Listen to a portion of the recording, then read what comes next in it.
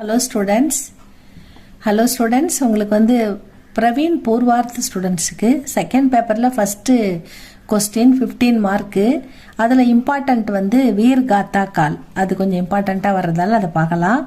வீர்காத்தா Calc விசேஷதா ஏன், அந்த வீர்காத்தா காலில் வீரக்காத போர்க்காலம், அந்த வீர காவியம் ஏற்றப்பட்ட காலத்தில் அதோட சிறப்புகள் விசேஷதா ஏன் அதை பற்றி சொல்லி பத்தாக்கர் உஸ் கால்கி பிரமுக ரச்சனை, அந்த காலத்தில் ஏற்றப்பட்ட முக்கிய படைப்புகளை பற்றி பரிச்சய தீஜியே, கொஞ்சம் அறிமுகப்படுத்துங்கள் அப்படின்னு சொல்கிறாங்க. இதான் கொஸ்டின். சன் 1050 से 1375 தக்கு, இந்த 50லேருந்து 375 வரைக்கும் உள்ள காலம் கே கால்கோ வீர்காத்தா கால் ககத்தேங்க. இதான் வீரகதை காலம், போர்களை விளக்கும் காலம், வீரகதை காலம் அப்படின்னு சொல்றாங்க. இதுல வந்து இசை ஆதி கால்பி ககத்தேங்க, இது வந்து ஆதி காலம், அதாவது முதல் காலம் அப்படின்னு சொல்றாங்க. ஆதி கால்னா ஆரம்ப காலம் அப்படின்னு எடுத்துக்கலாம் நம்ம.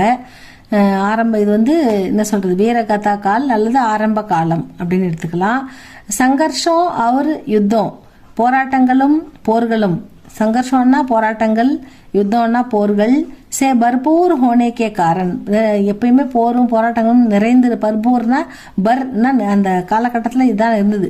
இப்போ இங்கே பாரு போர் சண்டை இதாக இருந்தது, அதனால பர்பூர் ஹோனேக்கே காரன் இஸ் கால் கா வீர்காத்தா கால் நாம் மிலா, இந்த காலத்துக்கு வீரகாத்தா கால் அப்படின்ற நேம் வந்ததுன்னு சொல்றாங்க. சாரன் கவியும் கி ரச்சனாவும் கே காரன், அந்த காலத்தில் தோன்றின சாரன் கவிகள், அப்போ உள்ளூர் மொழியில் மக்களால் பயன்படுத்தப்பட்ட மொழிகளால் எழுதப்பட்ட புது புது கவிஞர்கள் தோன்றினார்கள். அவங்களுடைய சாரன் கவியோ கே காரன் இசே இந்த காலத்தை சாரன் கால் அப்படின்னு, சாரன் கவிஞர்கள் தோன்றிய காலம்ன்றதால சாரன் கால் அப்படின்னு இதை அழைத்தார்கள் அப்படின்னு சொல்றாங்க. ஆரம்ப காலம், வீரகதா காலம், அடுத்தது சாரன் கால் அப்படின்னு 3 பேர் இதுக்கு.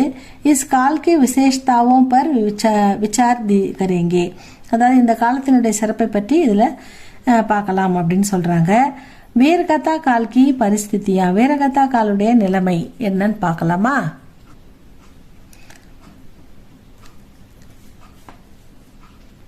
யுத்த காலத்தினுடைய நிலைமைகள்.